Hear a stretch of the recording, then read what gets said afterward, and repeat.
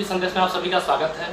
आज हमारे खास मेहमान हैं डुमरियागंज के निवर्तमान विधायक राघवेंद्र प्रताप सिंह, जो कि मौजूदा समय में हिंदू युवा वाहिनी के प्रदेश प्रभारी हैं। आइए हम उनसे जानने की कोशिश करते हैं कि मौजूदा समय में उनकी स्थिति क्या है, वह चुनाव में वो अपने आप को किस स्थिति में देखते हैं। सबसे पहले आपका बहुत बहुत स्वागत है यूपी संदेश में। तो सबसे पहले हम यहाँ सवाल स्टार्ट करते हैं कि आप माननीय योगी आदित्यनाथ जी के बड़े करीबी माने जाते हैं। मंत्रिमंडल का विस्तार होता है, लेकिन मंत्रिमंडल में आपको जगह नहीं दी जाती है, तो इस बात का मलाल है आपको कि नहीं? हम मुख्यमंत्री हैं। अगर योगी जी मुख्यमंत्री हैं तो हम अपने आप को मुख्यमंत्री मानते हैं। और हम लोगों का यही मिशन था, यही लक्ष्य था कि इस प्रदेश की बागडोर खुद योगी जी संभालें। इसलिए हमने कभी सोचा ही नहीं इस बारे में कि हमें मंत्री बनना चाहिए, और जब मुख्यमंत्री हैं तो हम मंत्री से बड़े पद पर हैं। अच्छा, आप मंत्री से बड़े पद पर अपने आप को मानते हैं कि माननीय योगी जी अगर जो सीएम है तो हम खुद सीएम हैं, अभी कहना चाहते हैं ना? चलिए ठीक है। आप विगत अपने 5 सालों के कार्यकाल से कितना संतुष्ट हैं कि जनता आपको वापस विधानसभा पहुँचाएगी? जितना हम संतुष्ट हैं उससे कई गुना ज़्यादा हमारी विधानसभा की जनता संतुष्ट है। जितना हमने विकास का कार्य किया है, अगर हम बिंदुवार बात करेंगे तो आपके चैनल पे उतना समय नहीं मिलेगा। जितना 70 साल में डुमरियागंज में हुआ है उतना मैंने 3 साल में किया है। 3 साल इसलिए कह रहा हूँ कि 1 साल कोरोना में हम लोगों का सारा धन लिया गया, दूसरे साल कोरोना के नाते हम लोगों ने धन दे दिया।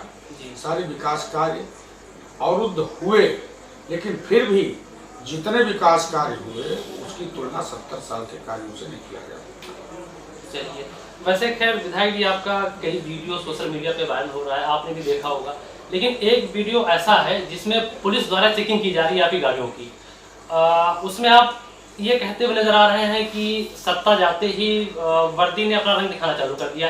ये थोड़ा सा समझ से परे है, अभी तो खैर चुनाव हो रहा है, तो ये बात कहाँ से है कि इस पर थोड़ा सा रोशनी डालिए। देखिए, वो आचार संहिता जब लग जाता है तो सत्ता किसी सरकार किसी पार्टी की रहती है।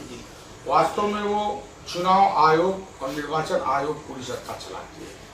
मैंने उसी परिप्रेक्ष्य में कहा था, बाकी सत्ता हमारी थी और इस बार भी हम 300 पार 350 के आसपास आने जा रहे हैं।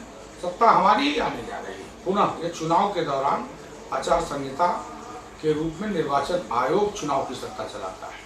हाँ, लेकिन मामला थोड़ा सा विपक्षी जान ही रहे हैं कि विपक्षी को सिर्फ एक मुद्दा चाहिए, उसी को लेकर रिलेटेड ये सवाल था। बहरहाल चलिए ठीक है, हम आगे बढ़ते हैं।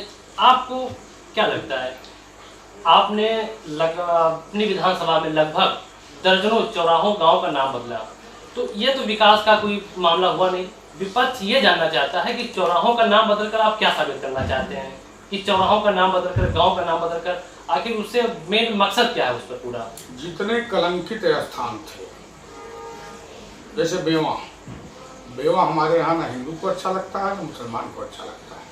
बेवा होता है, और उस कलंकित नाम को, चूंकि वो एक अराजकता का केंद्र भी हुआ करता था, वहाँ पे अवैध बस्तियाँ थी, अवैध दुकानें थी, गुंडागर्दी का अड्डा था, और वो अवैध दुकानें PWD ने हटाया और उसका हमने स्वाभिमान के रूप में तिरंगा लहराया। 101 फीट का झंडा लगा है, वहाँ हनुमान जी का मंदिर है, इसलिए हमने उसको बजरंगबली नगर कर, बजरंगबली चौक कर दिया। लेकिन वहाँ के लोगों के लिए आपने कोई व्यवस्था नहीं की, इससे लोग नाराज हैं थोड़ा सा आपसे। वहाँ पे बहुत अच्छा अमरगढ़ स्मृति के रूप में पार्क बन रहा है, शौचालय बन गया है, रैन बसेरा बनने जा रहा है, ये सब व्यवस्था ही हो रहा है। चलिए, बहुत अच्छी बात, हम देखते हैं कि ये काम तो पूरा होता है। और आपका एक काम जो बड़ा चर्चित रहा, आपसे सभी पार्टियों ने इस बारे में सवाल भी किया, गेट को लेकर। आपने जहां गांव की स्थिति, नाली, सड़क, पानी, बिजली जैसी समस्याओं से जूझ रहा है, वहां आपने गेट बनवाया। विपक्ष ये जानना चाहता है कि आपका गेट बनवाने का मेन मकसद क्या है? पहली चीज तो डुमरियागंज में कोई विपक्ष इस समय रहने गया, तो विपक्ष नहीं मानते हैं कि डुमरियागंज में एक्टिव है, या क्या कहना चाहते हैं? देखिए, गेट सभी महापुरुषों के नाम पर, स्थानीय महापुरुषों के नाम पर, और जो हमारे क्षेत्र के संघ जनसंघ जिस विचारधारा से हम जुड़े उन लोगों के नाम पर हमने बनाया है। आने वाली पीढ़ियां सरदार पटेल को न भूलें, आने वाली पीढ़ियां बाबा साहब भीमराव अम्बेडकर को ना भूलें, महाराणा प्रताप को ना भी भूलें और वीर अब्दुल हमीद को ना भूलें। इसलिए हमने तोरण द्वार बनाया कि जिस देश में अपनी संस्कृति, अपने पूर्वजों का सम्मान भूल जाता है, उस देश को टूटने में बहुत समय नहीं लगता। इसीलिए हमने अपने पूर्वजों का सम्मान किया है डुमरियागंज में तोरण द्वार बनवा। चलिए, कब्जाधारियों को लेकर आप बहुत सख्त थे, ये पूरी डुमरियागंज ने देखा। तो अगर जो आपको वापस फिर सत्ता मिलती है, वापस फिर विधानसभा पहुंचते हैं, तो कब्जाधारियों को लेकर आपका कोई मैनिफेस्टो अलग से है कि बस जिस तरीके से चल रहा था उसी तरीके से चलेगा, कि भाई बुलडोजर चलेगा आपकी जमीन पर, कि कोई भी हो, कोई भी बिरादरी का हो, कोई सुनवाई नहीं, इस तरह क्या? आपने भी देखा होगा कि मैंने बिना भेद किए, लोग कहते हैं मुस्लिम विरोधी हूँ, ऐसा थोड़ी ना है। हिंदुओं के भी साथ यह काम हुआ है, वो भी मुसलमानों के साथ मिलकर के हमारे खिलाफ लामबंद हुए हैं और चुनाव में भी दिखाई दे रहा है। जितने अवैध कारोबारी थे, अवैध तरीके से जमीन कब्जा करने वाले भूमाफिया थे, वही हमारे विरोध में लगे हुए हैं। लेकिन मेरा यह अभियान बंद नहीं होगा, ये चलता रहेगा। अभी डुमरियागंज में तो हमने सिर्फ सफाई किया है, अभी बुनियाद खड़ी करना बाकी है और आने वाले दिनों में वो होगा। चलिए, एक सवाल आपसे और ले लेते हैं। आपने ये हमसे, मेरे सवाल पर आपने ये कहा कि इस समय, मौजूदा समय में आपके सामने कोई विपक्ष नहीं है। चलिए, इसी से रिलेटेड एक सवाल है। पूर्व सपा प्रत्याशी रामकुमार उर्फ चिंकू यादव, जो पूर्व में लगातार 2 बार सपा से उम्मीदवार भी थे, उनको लेकर आपका नजरिया क्या है? क्योंकि उन्होंने आपके खिलाफ बहुत सारे धरना प्रदर्शन किया, उनके ऊपर दर्जनों FIR दर्ज हैं, उनको लेकर आप क्या कहना चाहते हैं? उनका टिकट कटना आपके लिए फायदेमंद है या नुकसान? देखिए, आपने गौर किया होगा या डुमरियागंज को देखा होगा, मैंने कभी चिंकू यादव के खिलाफ आज तक कोई अपशब्द नहीं कहा। किसने कहा क्या, मैंने सुना भी नहीं। मैं विरोधियों की बात सुनता भी नहीं। और रहा उनका टिकट काटने का मामला, तो उनके पार्टी का मामला है, ये समाजवादी पार्टी है, वो ठीक बात है, टिकट किसी का भी कटता तो दुख होता है। चिंकू यादव 15 साल से संघर्ष कर रहे थे, वो हमारे विरोधी थे राजनीति में, लेकिन हमारा कोई व्यक्तिगत विरोध किसी खेत मेड़ से कोई हमारा उनका विरोध थोड़ी ना कभी रहा है। और चिंकू यादव का टिकट कटना और पूरे बस्ती मंडल में ये एक गलत मैसेज गया है कि तुष्टीकरण के नाते, सिर्फ मुस्लिम तुष्टीकरण के नाते समाजवादी पार्टी किसी के संघर्ष को नहीं देखती है, उसको बलका बकरा बना देती है। और चिंकू यादव को भी बलका बकरा बना दिया गया है। चलिए, तो आपके हिसाब से कि टिकट कटना आपके लिए फायदेमंद है? हम यह नहीं कह सकते कि फायदेमंद है कि नुकसान है, तो जनता 3 तारीख को तय करेगी। आपके विरोधियों द्वारा ये आप पर आरोप लगाया जा रहा है कि बाहरी भगाओ, आप बाहरी हैं? देखिए, मैं तो जानता नहीं कि विरोधी कौन है मेरा, और जो आज बहुत सारे लोग लड़ रहे हैं, इसमें सारे लोग भाजपा से ही गए हैं। और भारतीय जनता पार्टी राष्ट्रवादी पार्टी है। देश के किसी कोने में भी कोई चुनाव अगर होता है, भारत का नागरिक है, तो बाहरी नहीं कहा जा सकता। और मैं तो मैं डुमरियागंज में पढ़ा लिखा, मेरा घर यहीं, और मैं कर्म भूमि के रूप में अगर डुमरियागंज को तलाशा, तो जब से मैं यहाँ पे अपनी कर्म भूमि बनाया, तब से मैं समझता हूँ जो अपने आप को भीतरी कहने वाले हैं और मुझे बाहरी कह रहे हैं, उनसे ज़्यादा मैं डुमरियागंज में जनता की सेवा के लिए लगा रहता हूँ। मौजूदा समय में पूर्व मंत्री व शिवसेना से प्रत्याशी राजू श्रीवास्तव आपके सामने चुनाव लड़ रहे हैं। उनका ये कहना है कि राघवेंद्र प्रताप सिंह के पास सिर्फ भारतीय जनता पार्टी का सिंबल है, वोट और भारतीय जनता पार्टी के लोग उनके पास हैं, जबकि वो इससे पहले अब दावेदारी भी कर रहे थे आप ही के खिलाफ, आप ही की पार्टी से टिकट भी मांगे, टिकट ना मिलना वो शिवसेना में चले गए। इस पर आप क्या कहेंगे? शिवसेना कौन सी पार्टी है? ये महाराष्ट्र की एक गुंडों की पार्टी थी। और मुझे तो बड़ा खराब लगा कि अगर राजू श्रीवास्तव एक तो मंत्री नहीं थे, वो अपने आप को फर्जी मंत्री लिखते हैं, दूसरी चीज उनको निर्दल लड़ गए होते तो जनता ज़्यादा सम्मान करती। वही शिवसेना जो डुमरियागंज की जनता, सिद्धार्थनगर की जनता, उत्तर प्रदेश बिहार की जनता, जो महाराष्ट्र में, मुंबई में रोजी रोजगार के लिए जाते हैं, उनकी पिटाई करना, उनको मारना, उनको दौड़ाना, उनको अपमानित करना, उनको कालिक पोतना, शिवसेना जैसी पार्टी का यहाँ कोई वजूद नहीं है, कोई अस्तित्व तो नहीं है। अपने आप मिट्टू, और जिन्होंने कभी नीला, कभी पीला, कभी काला, कभी हरा, कभी भगवा, कोई ऐसा रंग नहीं बचा जो अपने शरीर में पोत न चुकी हो।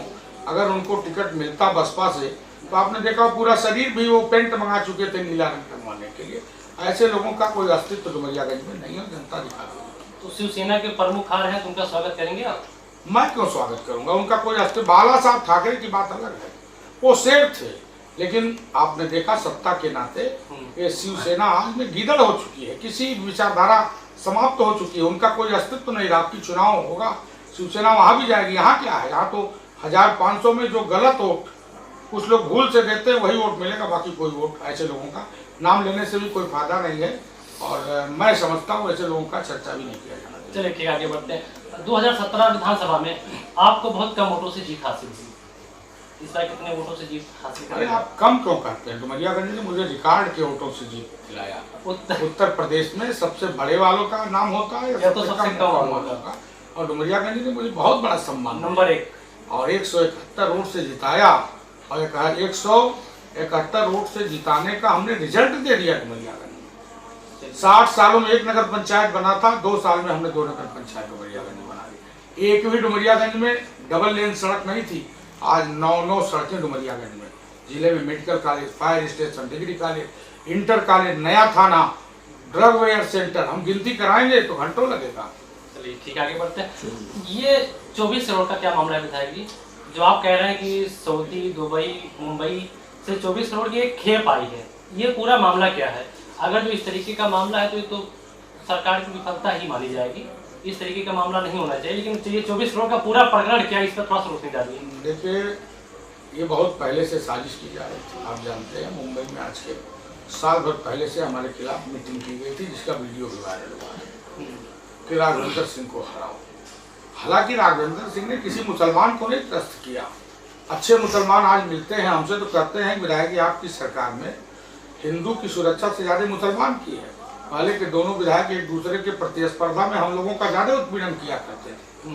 तो ये बहुत बड़ा पैसा यहाँ के हिंदू प्रत्याशी जो है उनको दिया जा रहा है। जैसा कि सुनने में आ रहा है कि राघवेंद्र सिंह का 2-4 हजार वोट काटो, इससे राघवेंद्र सिंह का चुनाव में नुकसान हो। लेकिन 2-4 हजार वोट काटने से न मेरा नुकसान होने वाला है, न जीतने वाले हैं। और वो लोग कह रहे हैं कि हम राघवेंद्र सिंह को हराने के लिए लड़ रहे हैं। इसलिए जनता बहुत समझदार है, जनता एक वोट भी बर्बाद करने नहीं जा रही। इस बार तो 50,000 से ऊपर वोटों से चुनाव जीतने जा रहे। चलिए अच्छी बात है। MIM के प्रमुख असदुद्दीन अवैसी से बड़ा नाराज रहते हैं आप, उनकी हर बात का जवाब आप वीडियो बनाकर वीडियो जारी कर देते हैं, क्या नाराजगी है उनसे? कभी मैंने वीडियो नहीं जारी किया। असदुद्दीन ओवैसी और उनका भाई अगर हैदराबाद में बिल के अंदर चूहे की तरह दहाड़ता है तो मैंने भी कहा कि भाई देखो, वो कहता है कि मोदी पहाड़ पे चले जाएंगे, योगी मठ में चले जाएंगे, तो असदुद्दीन ओवैसी के कहने से थोड़ी ना चले जाएंगे।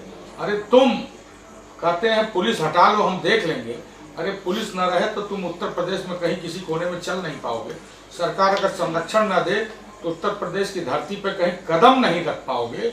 ये हमारी देन है, हमारी सरकार की देन है कि तुम उत्तर प्रदेश में घूम रहे हैं। 26 तारीख को आप विधानसभा में भी आ रहे हैं? अभी हमको कोई जानकारी नहीं आएगी, तो हम आएंगे तो हम बिल्कुल उनका विरोध करेंगे, क्योंकि यहाँ पे हम कर्तव्य फैलाने नहीं देंगे। आप अपने सामने जो प्रत्याशी लड़ रहे हैं उनको आप डमी कैंडिडेट क्यों कह रहे हैं? जब कोई लड़ाई भी नहीं है, काम देख करके जनता इस बार वोट दे रही। भाजपा की नीतियों, भाजपा के कार्यों और पिछले 7.5 साल में जब से आदरणीय मोदी जी प्रधानमंत्री हैं, जितनी योजनाएं जनता को मिल रही है, कभी जनता ने आजादी के बाद देखा ही नहीं था योजनाओं का लाभ। और इसलिए जनता एक तरफा भारतीय जनता पार्टी के निशान कमल पर बटन दबाने 3 तारीख को जा रही है। इस बार 3 तारीख को मतदान है। 3 मेरा निशान है और तीसरा महीना है, और पिछले बार भी तीसरा था। और हम भारी बहुमत से इस बार डुमरियागंज का रिकॉर्ड बनाने जा रहे हैं। आज तक के आज़ादी के बाद जितना कोई भी विधायक जीता होगा उससे ऊपर जीतते जा रहे हैं। आम आदमी पार्टी के उत्तर प्रदेश उपाध्यक्ष काजी इमरान लतीफ के बारे में क्या कहेंगे? वो आपकी हर जनसभा के बाद कुछ ना कुछ टिप्पणी करने लगते हैं। हमने उनका कोई टिप्पणी न देखा, ना उनको जानता हूँ, ना उनको पहचानता हूँ। अच्छा, पहचानते हैं? आपके सामने इलेक्शन लड़ रहे हो, क्या मतलब है? जब मैं जानता नहीं, मैंने देखा नहीं तो पहचानने क्या जरूरत? महंगाई पर क्या कहेंगे आप? महंगाई से जनता त्रस्त है या नहीं? आज़ादी 1947 में हुई थी, और 1947 के बाद सालवार रेशियो देख लीजिए, भाजपा सरकार में महंगाई उस रेशियो में बहुत कम है। और हम तो इतना कुछ दे रहे हैं, इतना राशन, कड़ुआ तेल, नमक, चना, 2-2 बार फ्री, पैसा, आयुष्मान का गोल्डन कार्ड 1,000 रुपया श्रमिकों को, तो ये जनता भी समझती है कि हमारी महंगाई का मुद्दा हर चुनाव में होता है और महंगाई एक स्वाभाविक निरंतर चलने वाली प्रक्रिया है, वो चलेगी, उसको कोई रोक नहीं सकता, सरकार कोई भी हो। लेकिन फिर भी हमारी सरकार में महंगाई पर बहुत नियंत्रण हुआ है। चलिए ठीक है, अब आते हैं भाजपा के स्लोगन पर, सबका साथ सबका विकास। इस मामले पर आपका नजरिया क्या जानने की कोशिश करेंगे। सबसे पहले आप हमें ये बताइए कि भाजपा विधायक या भगवा विधायक या डुमरियागंज विधायक?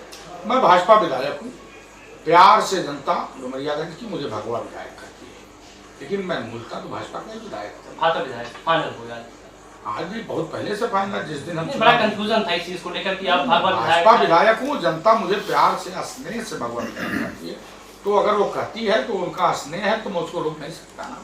चलिए ठीक है, ये बताइए, आपका वैसे तो कई वीडियो सोशल मीडिया पर वायरल हो रहा है, लेकिन एक वीडियो ऐसा है जिसमें एक विशेष समुदाय पर अभद्र भाषा का इस्तेमाल करते हुए आप नजर आ रहे हैं, जिसके बाद आपके ऊपर FIR भी होता है। ये भी सही है, FIR होता है, तो उस पूरे प्रकरण पर क्या कहेंगे आप? देखिए, वीडियो कोई साक्ष्य नहीं होता, हमने पूरा क्या बात कहा उसको काट के आधी बात जोड़ करके अगर वायरल किया जाता है। हमने मान लीजिए कहा कि मुसलमानों ने ऐसा कहा तो हिंदू भी ऐसा करेगा, तो मुसलमानों ने ऐसा कहा तो काट दिया गया, हमारे वीडियो को वायरल कर दिया गया। तो ये वीडियो कभी साक्ष्य होता ही नहीं, और ये एक कुछ लोग ऐसे लगे रहते हैं कि इस तरीके की कुछ चर्चा करके यहाँ पे माहौल खराब करें। 5 साल के मेरे कार्यकाल में कोई हिंदू मुस्लिम तनाव नहीं हुआ, कोई हिंदू मुस्लिम दंगा नहीं हुआ, जितना मुसलमान खुश 5 साल में था, मेरे ख्याल से 70 साल में मुस्लिम उतना खुश नहीं रहा होगा। चलिए विधायक जी, कभी आपको ऐसा एहसास नहीं हुआ कि जैसे आपने इतने सारे गेट बनवाए हैं, तो क्या कभी आपको ये ऐसा एहसास नहीं हुआ कि डुमरियागंज में किसी मुस्लिम समुदाय के नाम पर एक गेट बनना चाहिए? अब्दुल हमीद यहाँ लोकल स्वतंत्रता सेनानी रहे हैं, उनकी बात कर रहा हूँ मैं। अब्दुल हमीद के नाम पे तो मैंने गेट बनवाया ही। दूसरा, आप ये देखिए कि मैंने जो 1858 की लड़ाई डुमरियागंज में लड़ी है, ये पूरे देश, जब पाकिस्तान बांग्लादेश भी हमारे पास था, पूरे देश की सबसे बड़ी लड़ाई डुमरियागंज में लड़ी गई। यहाँ के भूमाफियाओं ने हमारे उन पूर्वजों का, पूर्वज में बहुत सारे मुस्लिम भी थे, उनका नाम भी है, हिंदू भी थे, और मैंने जब अमरगढ़ का महोत्सव शुरू किया कि ये जनता के आकर्षण का केंद्र बने, जिससे आने वाले दिनों में 161 साल पूर्व बलिदान हुए लोगों का हम धीरे धीरे सम्मान करें, सरकार के नज़र में भी लाएं, तो हमने वहाँ पे अपने मुस्लिम इमामों को भी बुलाया, अपने हिंदू समाज के धर्मगुरुओं को बुलाया, पूज्य भंतेगणों को भी बुलाया, हमने सिखों को भी बुलाया, सबको सम्मान देने का प्रयास किया, सबको सम्मान देने का प्रयास किया।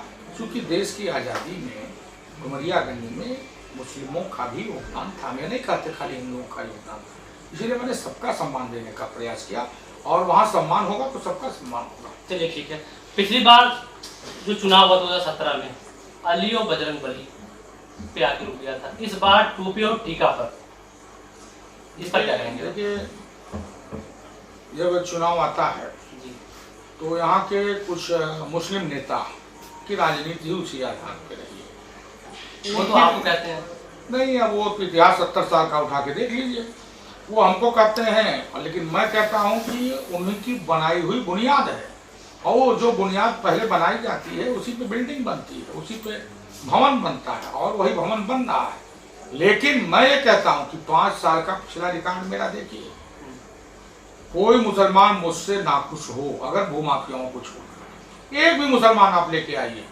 उदाहरण स्वरूप कि मैंने उसका उत्पीड़न किया हो, कोई मुस्लिम प्रधान हो, कोई BDC हो, कोई जनप्रतिनिधि हो, कोई ऐसा उदाहरण आप प्रस्तुत नहीं कर सकते। मैंने किसी सबका साथ सबका विकास जो भाजपा का नारा है, उसी स्लोगन के अनुसार सारी योजनाओं का एक एक लाभ मैंने कभी नहीं विरोध किया कि मुसलमानों को नहीं मिलना चाहिए। हाँ, ये जरूर कहता हूँ कि भाई अगर मोदी योगी की योजनाओं का लाभ, और कोई ऐसा व्यक्ति, वो सपाई हो, बसपाई हो, कांग्रेसाई हो, PPI हो, कोई भी हो, कोई ऐसा नहीं कह सकता कि हमने लाभ नहीं दिया है। एक भी, यहाँ तक कि नेता भी नहीं कह सकते कि मोदी योगी की योजनाओं का लाभ हमने ले लिया है।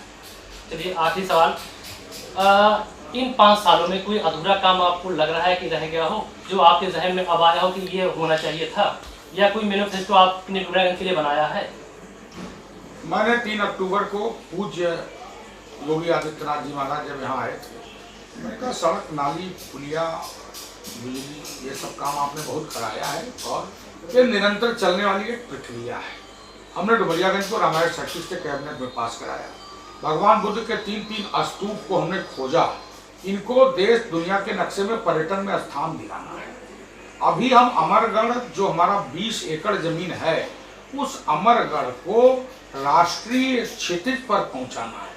अमरगढ़ डुमरियागंज नहीं, सिद्धार्थनगर नहीं, पूरे बस्ती मंडल और पूर्वांचल का इतिहास विकास का बनाएगा। आने वाले दिनों में आप देख रहे हैं रेलवे लाइन के अधिग्रहण का भी प्रक्रिया प्रारंभ हुआ है और वो अमरगढ़ हमारा सिद्धार्थनगर का सम्मान का केंद्र बनेगा, पर्यटन का केंद्र बनेगा और माँ बटवासनी का स्थान शक्तिपीठ से जोड़ने का जो कदम सरकार ने उठाने का निर्णय लिया है, ये सब पर्यटन के दृष्टिकोण से यहाँ के विकास के एक आधार बनेंगे और ये हमारे लिए बड़ा महत्व। चलिए बहुत बहुत शुक्रिया विधायक जी आपका। तो ये थे हमारे साथ डुमरियागंज से भाजपा प्रत्याशी राघवेंद्र प्रताप सिंह।